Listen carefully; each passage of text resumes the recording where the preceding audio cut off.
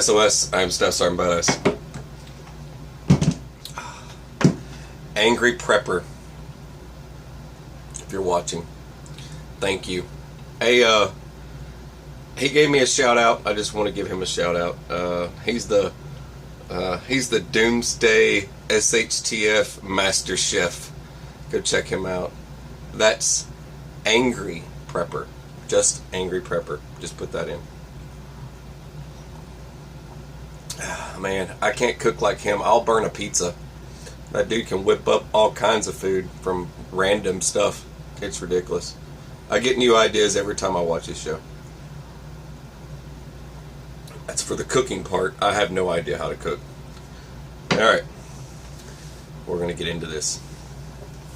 Okay.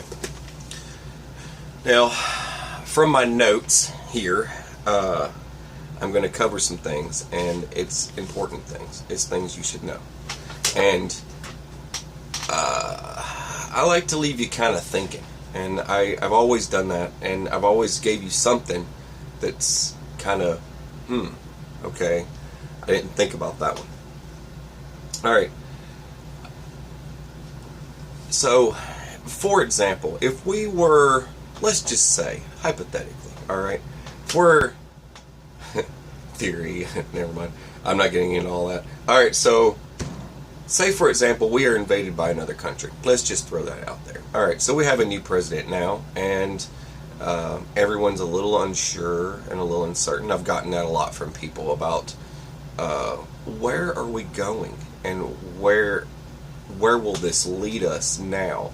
Now, most countries won't even bother trying to invade us because there's so many Second Amendment people out there. There's so many gun owners, you know, behind every blade of grass is a firearm, you know what I'm saying? It's not going to be, and there's a lot of veterans here, and a lot of veterans really do understand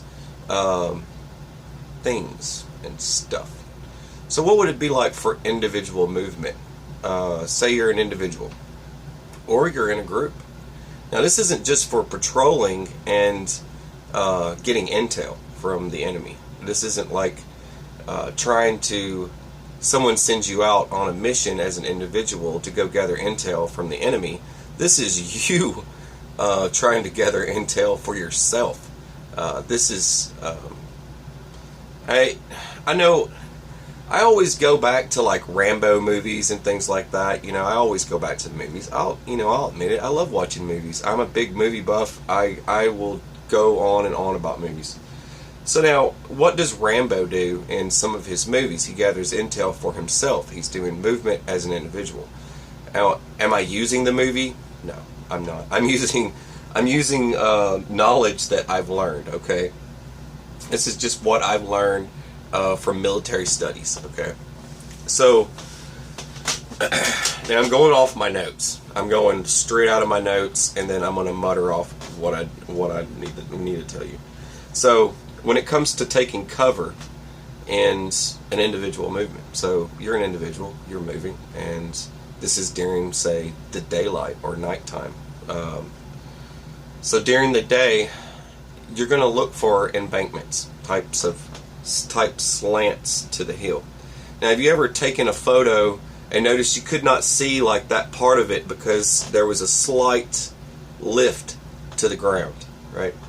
And you're not going to catch what's behind high grass. Now, during a doomsday scenario or SHTF, where we're invaded maybe by another country, just saying. So if we were, and people not mowing their lawns anymore is going to come to your advantage, right? That's going to be some cover. So there's the 3 C's: cover, concealment, camouflage, right? That's off the top of my head, sorry. If I got that wrong, just tell me. Cover, concealment, camouflage. Alright?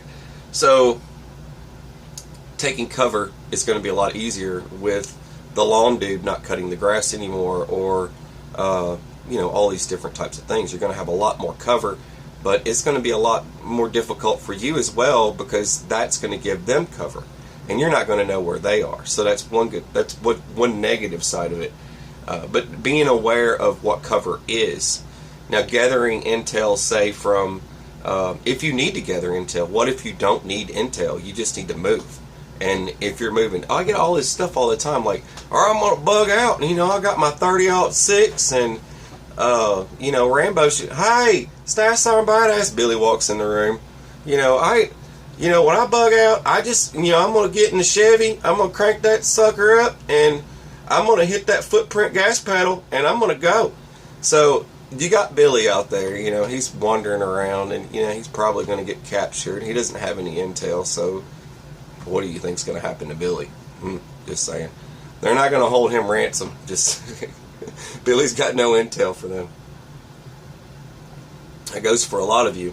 What do you think they're going to do? If you're seen, they're going to execute you on the spot, and they're not going to want to deal with you, and they're not going to try and keep a bunch of hostages. It's not like the movies like in Red Dawn where they take the entire city and do that whole jazzy thing and put them in cages. It's not a FEMA camp or any type of thing like that. It's, I said FEMA camp. Oh man, I just got black striped.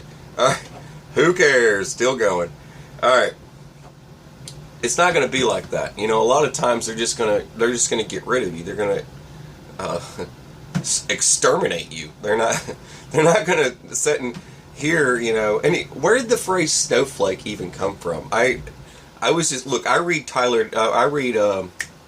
Chuck Palahniuk's books all the time. I've got a whole set of them. And I'm telling you, that phrase came from Chuck Palahniuk's a long time ago. And you're not a beautiful white snowflake. You're not a little individual. Those kind of people are not, they're going to, all this whining and complaining and immaturity or childishness that comes from them, that's spatting around, and they're going to pick up on that kind of those kind of people instantly, and just it's not going to be a good day for you. Alright, so cover. I digress. So cover. So when you're in a cover, this could be ditches around your neighborhood. This could be, those drainage ditches and things like that. Now, stay to one side of it. Don't get deep up in it, because you might have to get out of it. And if you're all the way down in that ditch, it's going to make it really hard for you to get out. And this goes for larger ditches, where it's like, it's spread out, like really far and wide. Don't go jumping it, and even if it's got water in it, water running through it, don't go jumping it. If you think you're going to get seen, don't jump and start flying around all over the place and a lot of movement. You don't want to make a lot of movement if you think you're going to get seen. So you're going to crawl down into the ditch. So you're going to low crawl. Now, in a low crawl position, that also leads to the prone. This is for the people that are not military. Alright, so when you're in a crawling position, that's basically how a prone position goes. Okay, so when someone says prone position, that's pretty much like crawling, but you're holding a rifle and trying to view something. Alright, now crawl into the ditch and then crawl out. You don't want to get seen trying to jump things, you know what I'm saying? But there's any type of like brush and plants, things that you can get behind, stuff that's got a little bit of a view through, where you can kind of see through it, like between my fingers kind of thing, like a plant that's like that, and you can see through that and be able to look at what's going on before you move. And if you know there is an enemy near you, move fast, but try not to be seen. Don't go fluttering your hands around and having a bunch of gear flop all over the place. That also goes with reflective, shiny stuff.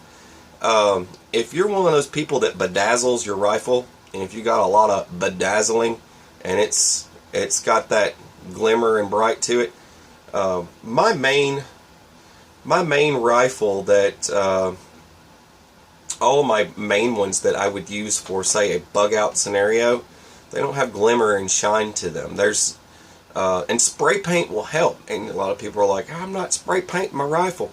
I'm telling you, spray paint will help.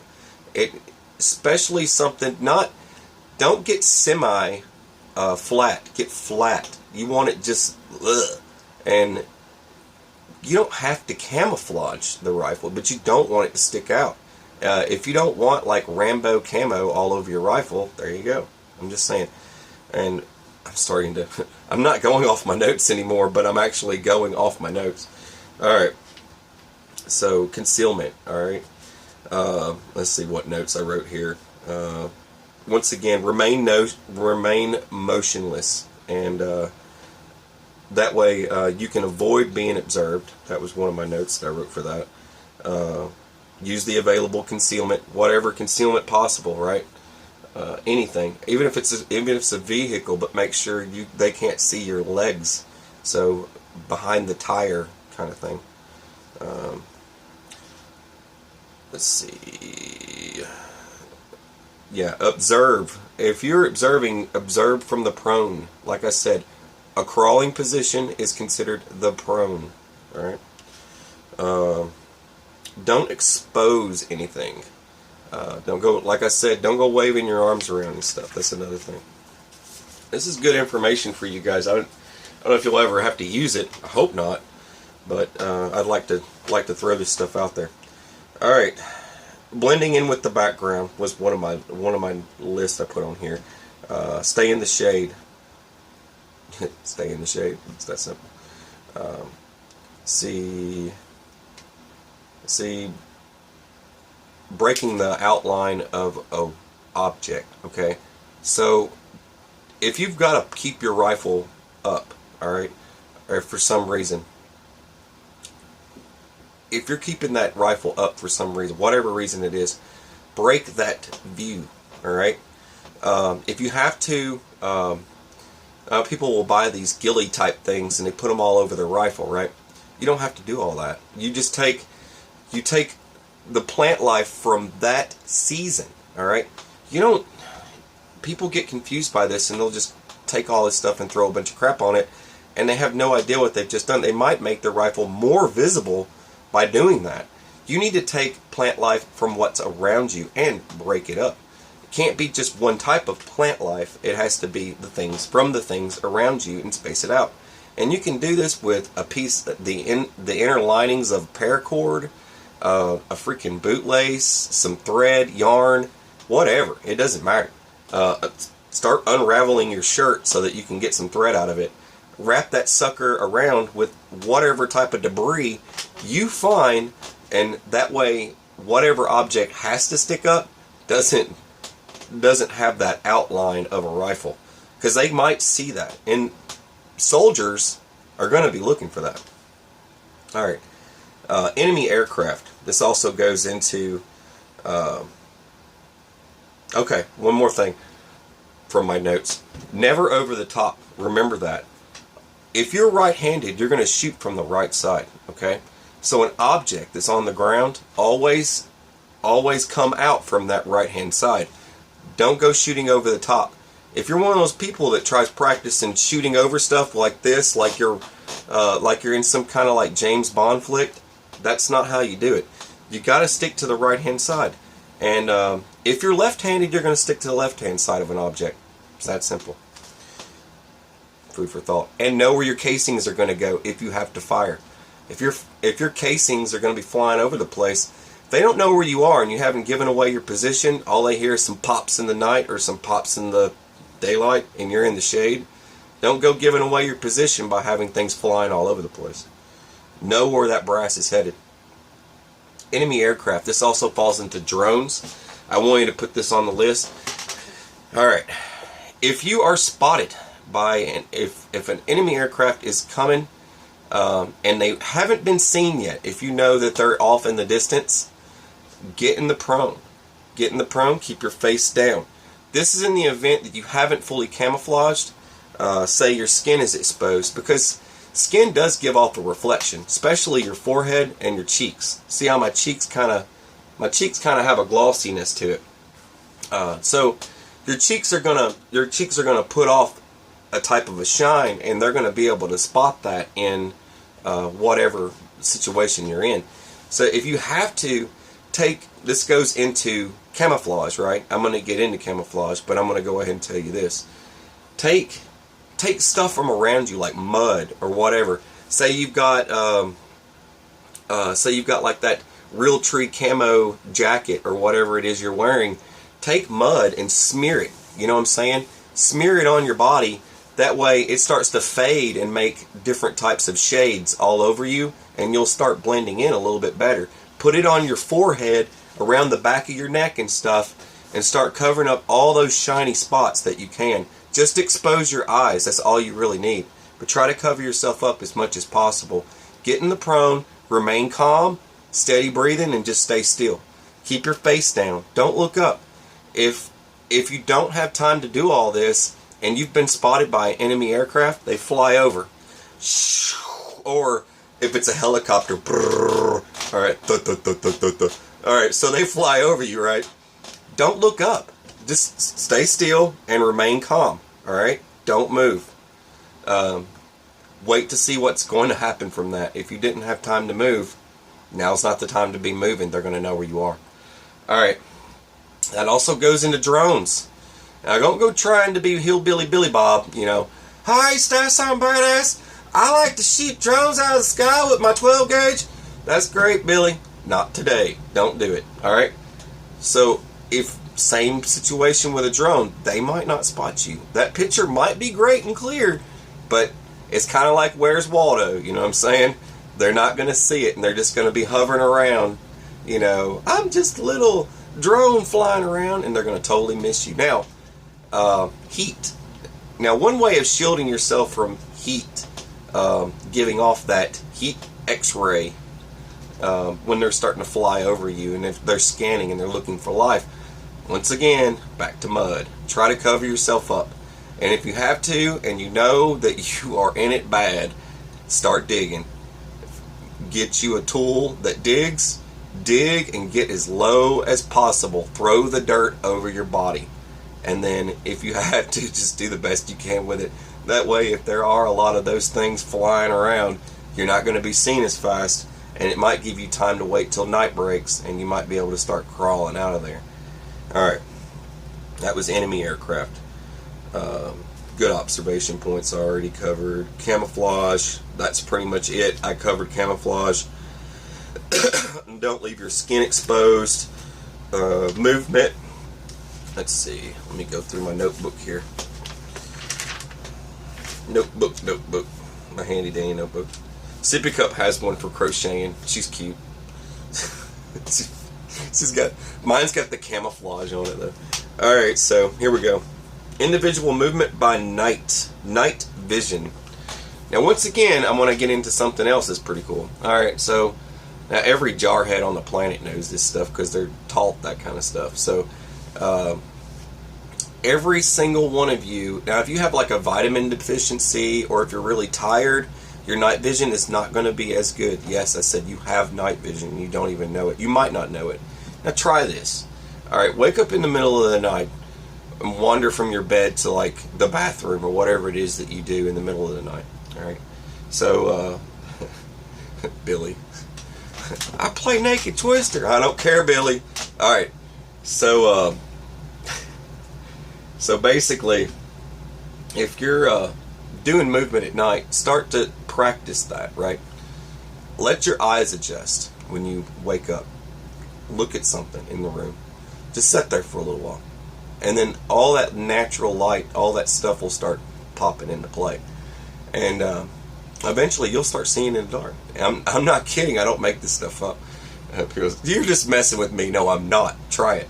Alright. So you all have natural night vision, but you never even use it.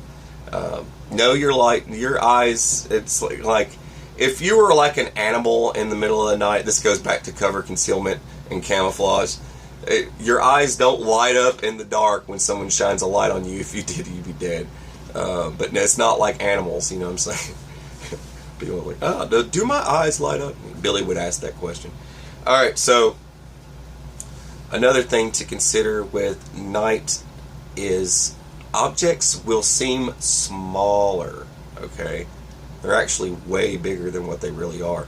Now, you'll see a tree, for example, it'll look like just maybe so big in front of you, but then actually when you get to it, it's pretty freaking wide.